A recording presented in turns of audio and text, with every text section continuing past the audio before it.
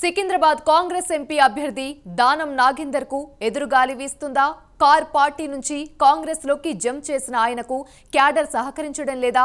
Parliament ఎన్నికల్లో మద్దతు కోసం క్యాడర్ ను బతిమలాడుకుంటున్నారా? ఓవైపు కిషన్ రెడ్డి, మరోవైపు పద్మారావును ఎదుర్కోవటం కత్తి మీద సాములా మారిందా? ఇంతకు సికింద్రాబాద్ పార్లమెంట్ లో కాంగ్రెస్ పార్టీలో ఏం జరుగుతోంది? Watch the story.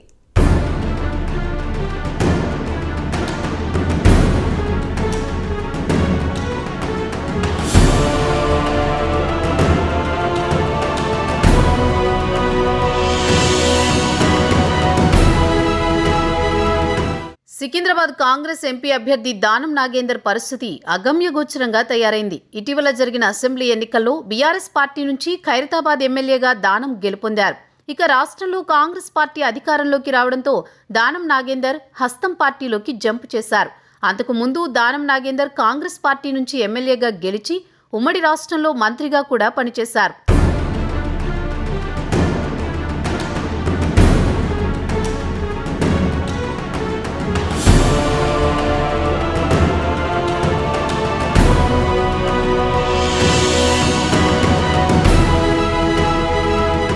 రాష్ట్రంలో ఏ పార్టీ అధికారంలో ఉంటే దానం నాగేందర్ ఆ పార్టీలోకి వెళ్తారనే టాక్ ఉంది.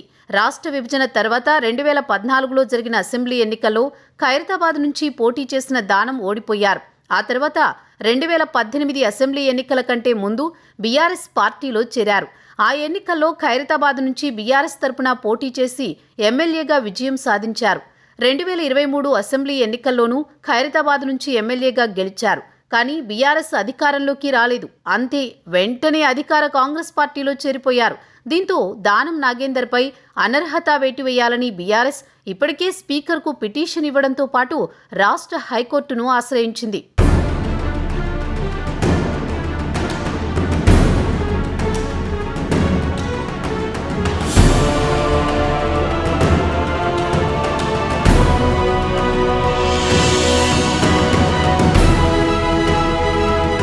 ఇక కాంగ్రెస్ పార్టీలో చేరిన తర్వాత దానం నాగేందర్ను సికింద్రాబాద్ లోక్సభ అభ్యర్థిగా హైకమాండ్ ప్రకటించింది. దీంతో సుప్రీంకోర్టు గైడ్లైన్స్ ప్రకారం ఒక పార్టీ గుర్తు నుంచి ఎమ్మెల్యేగా గెలిచి మరో పార్టీ నుంచి ఎంపీ అభ్యర్థిగా పోటీ చేస్తున్న దానంపై అనర్హత వేటు పడడం ఖాయమని బీఆర్ఎస్ పార్టీ వాదిస్తోంది.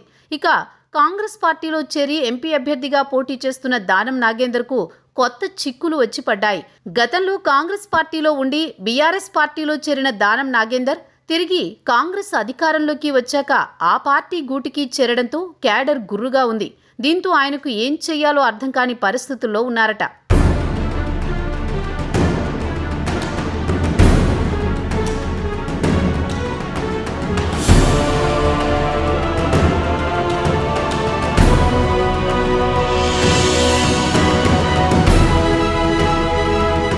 గతంలో గ్రేటర్ హైదరాబాద్ కాంగ్రెస్ అధ్యక్షుడిగా కాంగ్రెస్ పార్టీని శాసించిన దానం ఇప్పుడు కాంగ్రెస్ కార్యకర్తలు తనను పట్టించుకోకపోవడంతో అసహనానికి గురవుతున్నారనే చర్చ నడుస్తోంది.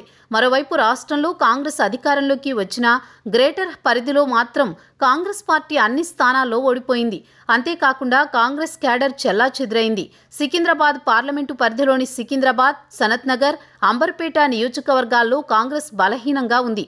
దీంతో దానం నాగేందర్ ఎన్నికల్లో గడ్డు పరిస్థితులు ఎదుర్కొంటున్నారు.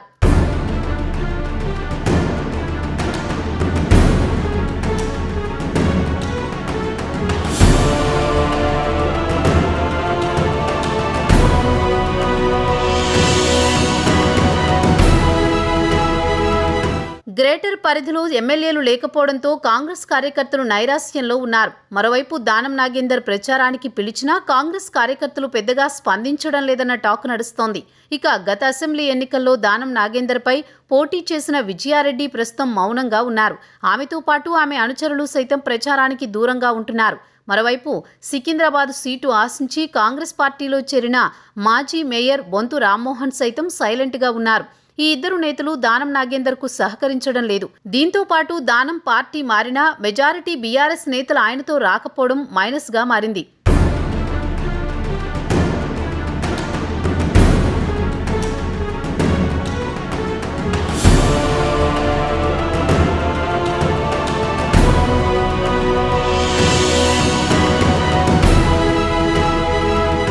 ఇక ఇక సికింద్రాబాద్ పార్లమెంటు స్థానం నుంచి ప్రస్తుతం కేంద్ర మంత్రి కిషన్ రెడ్డి ప్రాతినిధ్యం వహిస్తున్నారు. మరోసారి బీజేపీ నుంచి కిషన్ రెడ్డి రంగంలో దిగుతున్నారు.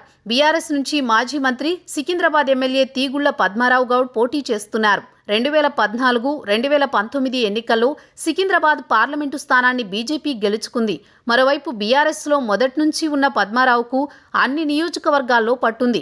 ముఖ్యంగా దానం సొంత ఇలాకా ఖైరతాబాద్లో ఉన్న కాంగ్రెస్ నేతలు సైతం ఇంటర్నల్గా పద్మారావుని సపోర్ట్ చేస్తున్నారని టాక్ వినిపిస్తోంది. ఇదే నిజమైతే ఈ ఎన్నికల్లో దానం నాగేందర్కు ఇబ్బందులు తప్పవనే చర్చ నడుస్తోంది. దీంతో సికింద్రాబాద్ పార్లమెంటు స్థానంలో ప్రధాన పోటీ బీజేపీ అభ్యర్థి కిషన్ రెడ్డి, బీఆర్ఎస్ అభ్యర్థి పద్మారావు మధ్యనే ఉంటుందనే చర్చ నడుస్తోంది. కాంగ్రెస్ అభ్యర్థి దానం నాగేందర్ను క్యాడర్ సైతం వ్యతిరేకిస్తుండటంతో మూడో స్థానానికి పరిమితమవుతారనే టాక్ బలంగా వినిపిస్తోంది. మరి దానం నాగేందర్ సొంత పార్టీ క్యాడర్ను ఎలా దారికి తెచ్చుకుంటారో చూడాలి.